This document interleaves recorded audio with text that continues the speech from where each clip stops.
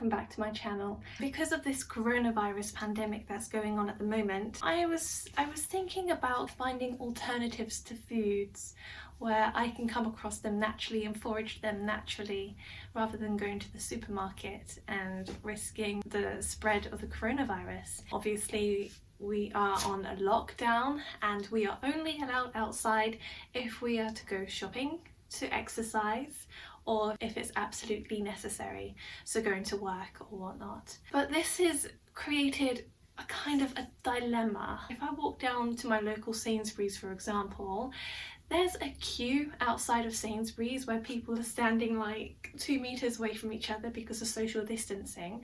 So there's this long ass queue that stretches all the way down the street and around the corner. Of course, you're going to end up waiting in this queue for a long time. People are saying they were waiting in the queue for an hour or so, and that is just too long. And if you're worried about getting the coronavirus, that's more exposure and potential risk of getting the virus, which is not good. So I had an idea. Why not go to your local woods and forage some foods? I mean, stinging nettles is one of them, and that's what I got today. If you're going to be taking your dog for a walk in near the woods or somewhere with stinging nettles, I thought this would be a really cool idea. You don't have to wait in a long queue for the stinging nettles. All you have to do is take your dog for a walk. If you don't have a dog, just take yourself for a walk. Take some stinging nettles and make it into a soup or some kind of nutritious dish, rather than waiting for the doors to open in Sainsbury's for a good hour. Obviously you can't just live off stinging nettles, but I thought it was quite a nutritious way to eat if you don't want to have to go all the way to the shop for some vegetables. You just have some ready for you, growing naturally into the wild. So I took the dog for a walk this morning and I came by these stinging nettles and I just cut them down and I filled up this huge bag. So obviously when you pick stinging nettles, they do sting you, and we ended up finding out the hard way that latex gloves do not protect you from the stings of the stinging nettles, even when you double them up. So I do recommend proper gardening gloves when you're picking stinging nettles. These are actually really nutritious. I typed this into Chronometer and it's very nutritious. Let me read out what it says.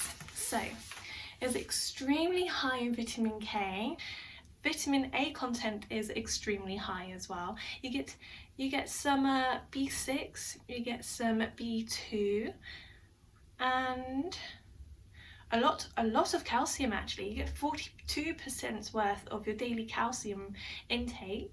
You get 7% of your copper, magnesium as well, manganese, phosphorus and potassium, and zinc as well. I can't believe how nutritious this is, and I've been walking past these things for a good 6 months now and I didn't think to myself just to chop them down and make it into a soup. I've been going to the shop and buying spinach or lettuce or something like that when I could have just been cutting down the stinging nettles this whole time. Like, I'm going to be doing this way more often.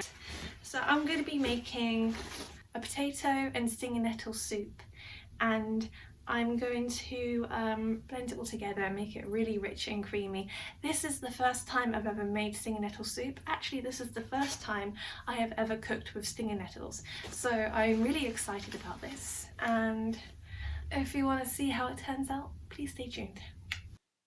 So this recipe is actually really simple: garlic, stock cube, and potatoes. Obviously water as well. It's really easy. So you chop up the potatoes really small. I left the skin on simply because I'm lazy. Don't judge. So you just put the potatoes in. I'm actually using a rice cooker here because rice cookers are really good for cooking soups in. I don't know if you've tried that, but other than, if you don't have one, just use a normal saucepan. So I'm putting the potatoes in. I'm going to add the water and I'm just going to leave it to boil until the potatoes are nice and soft. So once they are soft, you add in the stinging nettles. When you clean them, please be really careful because I did sting myself quite a few times. Make sure the water is covering them, and I forgot to mention before, as you're adding the water in with the potatoes, that's when you should put the stock cube. You only really need the stinging nettles to be in there for about 3 to 5 minutes, and once they've been in there for that long, I just got a hand blender and I blended it all together. I added some salt to taste and some olive oil as well, but look at that colour, isn't that crazy?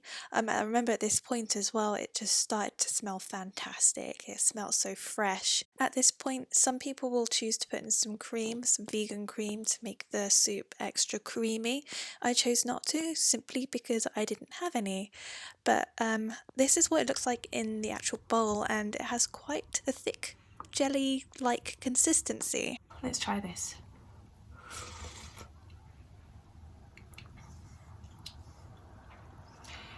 I don't know why, but I feel like it's got a fishy flavour. But I like it. It's actually really good.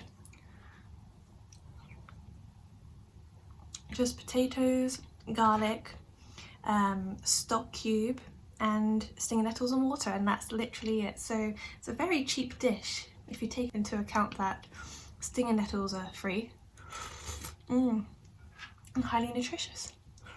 So yeah, I would like to know what you think. Have you tried it before? If you have, let me know what you think of the taste. Does it taste a bit fishy to you? Am I weird in thinking that? I don't know. So yeah, like and subscribe if you like this content, and I will see you guys next time.